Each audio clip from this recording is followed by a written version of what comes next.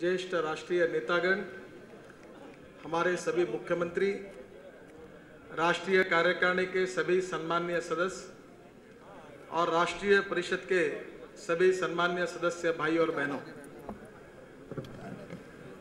सबसे पहले मैं आप सबको बहुत बहुत धन्यवाद देना चाहता हूं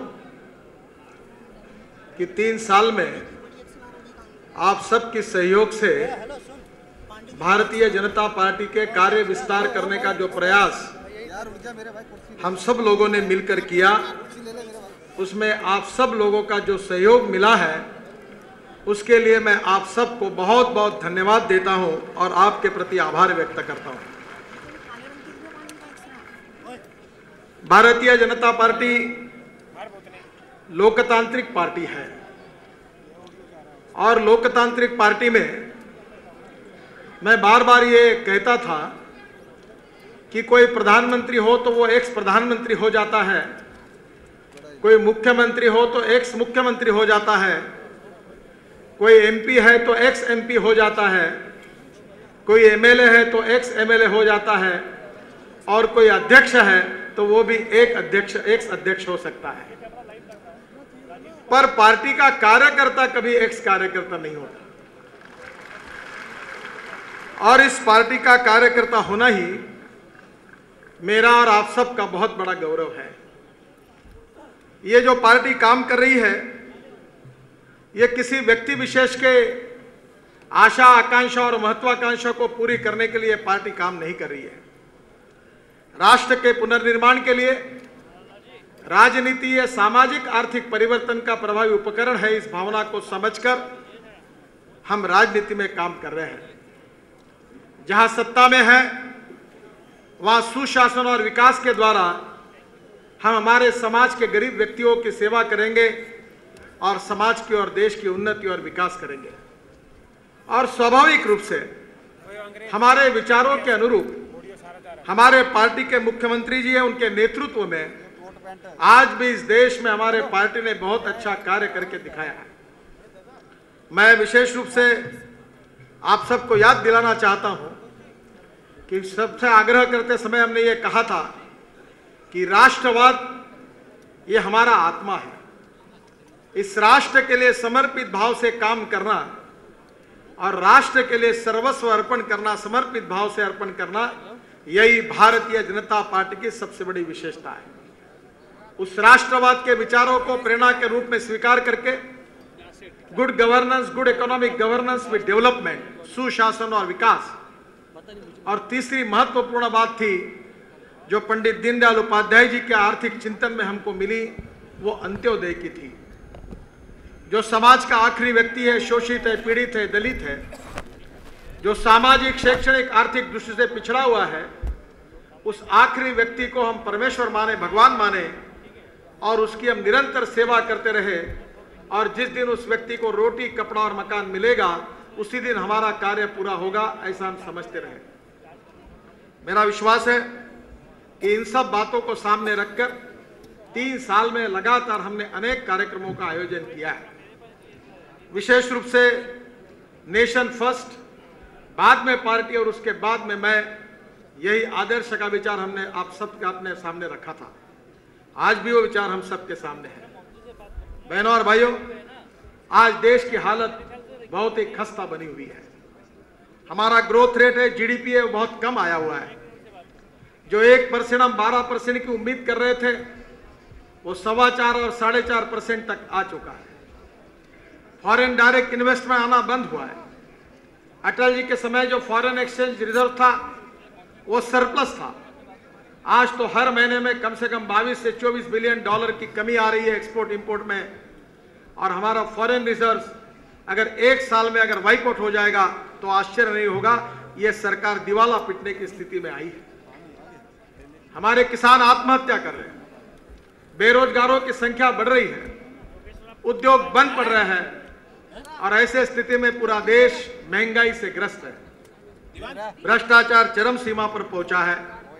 और ऐसे स्थिति में पूरा देश एक उम्मीद और एक अपेक्षा के साथ परिवर्तन होगा, भारतीय जनता पार्टी के नेतृत्व में एनडीए का शासन आएगा, अंधेरा छटेगा और कमल खिलेगा, इसी भाव से हमारे तरफ देख रहा है। मुझे इस बात की खुशी हुई कि जिस प्रकार का देश हमको निर्माण करना है, उसी प्रकार के नेता और कार्यकर्ताओं को भी हमको निर्माण करना होगा। इस 3 साल के कार्यकाल में 40,000 कार्यकर्ताओं का प्रशिक्षण का कार्यक्रम पार्टी ने यशस्वी रूप से पूरा किया है। और इन कार्यकर्ताओं को तैयार करते समय मन में ये धारणा रखी है कि इन्हीं में से एमएलए बनेंगे, एमपी बनेंगे, मंत्री बनेंगे, मुख्यमंत्री बनेंगे, तो किस प्रकार से समाज के और देश के लिए अच्छा कार्य कर सकते, ऐसा अच्छा प्रशिक्षण का कार्यक्रम बहुत यशस्वी रूप से किया है। भारतीय जनता पार्टी राष्ट्र के प्रति समर्पित है और इसलिए करीब 68 विषयों पर एक विजन डॉक्यूमेंट तैयार करने का काम पार्टी में हाथ में लिया गया। काफी अच्छा चिंतन हुआ है, काफी काम हुआ है। डॉक्यूमेंट तो पूरा नहीं बन पाया, पर राजनाथ जी के मार्गदर्शन में मेरा विश्वास है कि हमारे देश के लिए 2025 और उसके आगे भी 25 सालों के लिए ये देश और ये समाज हमको किस दिशा से ले जाना है, उसकी नीति निर्धारण हम इस विजन डॉक्यूमेंट के द्वारा निश्चित रूप से बना पाएंगे। जहां तक हमारी आस्था है, हमारी सांस्कृतिक विरासत के प्रति गंगा है और बहुत हमारे देश की जनता की अपेक्षा है कि ये गंगा अविरल बने, निर्मल बने। इसके लिए भी हमने तैयार करके विज्ञान और तंत्र विज्ञान का आधार लेकर किस प्रकार से इस गंगा को हम निर्मल और अविरल बना सकते, इसकी भी योजना तैयार की। हमारे वाटर सेल ने रिवर कनेक्टिविटी के कार्यक्रम पर अध्ययन किया। इतना ही नहीं तो अभी जो प्रदेशों में पानी की किल्लत है, राजस्थान जैसे प्रदेशों में विशेष अध्ययन करके उसकी नीति भी बनाई है। हमारे देश में पानी ये हमारे सक्सेस की सबसे बड़ी गुरु किल्ली है। जब तक पानी नहीं होगा तब तक देश का विकास नहीं हो सकता और इसलिए पानी के क्षेत्र में भी रिवर कनेक्टिविटी से लेकर चेक डैम बनाकर या और अलग अलग प्रकार के वाटर कंजर्वेशन के प्रोग्राम के द्वारा हमारी सरकार कैसे इफेक्टिव काम कर सकती है, इसकी भी योजना हमने गुड गवर्नेंस सेल की ओर से की थी। मुझे विश्वास है कि मुंबई में 8 महीने पहले देश के आईटी कंपनियों के प्रमुखों से मिलने का मौका आईटी सेल के द्वारा मुझे मिला। उसमें करीब 1.5 लाख करोड़ का टर्नओवर जिन कंपनियों का है, उन कंपनियों के साथ चर्चा करने का मौका मुझे मिला और हमारे आईटी सेल ने good governance with e governance इस कंसेप्ट के आधार पर 400 प्रतिनिधियों का सम्मेलन मुंबई में किया था और बेंगलोर महानगर पालिका हमारे देश की पहली महानगर पालिका है कि जिन्होंने ई गवर्नेंस के आधार पर 68 मॉड्यूल्स तैयार किए हैं। और भारतीय जनता पार्टी की जहां नगर पालिका में शासन है, महानगर पालिका में शासन है, जहां राज्य शासन में हम सत्ता में है और जहां ग्राम पंचायत, जिला पंचायत और पंचायत समिति में है, वहां ई गवर्नेंस का उपयोग करके इफेक्टिव गुड गवर्नेंस हम कैसा दे सकते हैं, इसकी विस्तृत रूप से योजना तैयार हुई। मुझे इस बात की खुशी है कि राजनाथ सिंह जी के मार्गदर्शन में हमारे कृषि विकास की जो आगाड़ी थी, उसने बहुत अच्छा चिंतन रायपुर में किया और इस देश के गांव, गरीब मजदूर किसान का कल्याण कैसे हो, इसके लिए किसानों के लिए किस प्रकार की नीति रहे, इसका भी अध्ययन करके वो नीति बनाने का कार्य भी पूरा किया है। हमारे देश के हैंडलूम, हैंडीक्राफ्ट, फिशरीज, इसमें काम करने वाले जो अलग घटक है, उनकी बड़ी बड़ी कॉन्फ्रेंसेस हुई।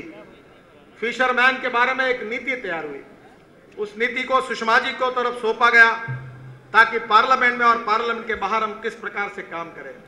हैंडलूम वेवर्स के लिए भी बड़ा सम्मेलन हुआ। लगातार समाज के जो शोषित पीड़ित दलित लोग हैं, जो सोशली, इकोनॉमिकली, एजुकेशनली बैकवर्ड है, उनके लिए पार्टी कैसे प्रभावी रूप से काम कर सकती है, ये प्रयास उसमें किया गया। संगठन का एक सूत्र है कि हर कार्यकर्ता को काम और हर काम को कार्यकर्ता और हर कार्य काम को उचित कार्यकर्ता, और इसलिए पार्टी में अनेक सेल बनाए गए। इसी तालकटोरा स्टेडियम में वकीलों की कॉन्फ्रेंस हुई। इसी प्रकार से 4,500-5 हजार वकील इकट्ठा हुए थे। तब हमने उनसे अनुरोध किया था कि इस देश के हित में जुडिशियल रिफॉर्म में हम क्या कर सकते हैं, इसकी नीति आप बनाइए। हमारे वकीलों ने उसके ऊपर भी काम किया। अपॉइंटमेंट ऑफ जजेस, ई गवर्नेंस का जुडिशियरी में उपयोग, अपॉइंटमेंट ऑफ जजेस और इंडिपेंडेंट, इम्पार्शियल और फेयर जुडिशियरी हम देश में कैसे तैयार करें, इसका चिंतन हुआ। हमारे डॉक्टर आघाड़ी ने वैद्यकीय क्षेत्र में किस प्रकार से हम अच्छा कार्य कर सकते हैं, इसमें 5,000 डॉक्टर इकट्ठा हुए थे।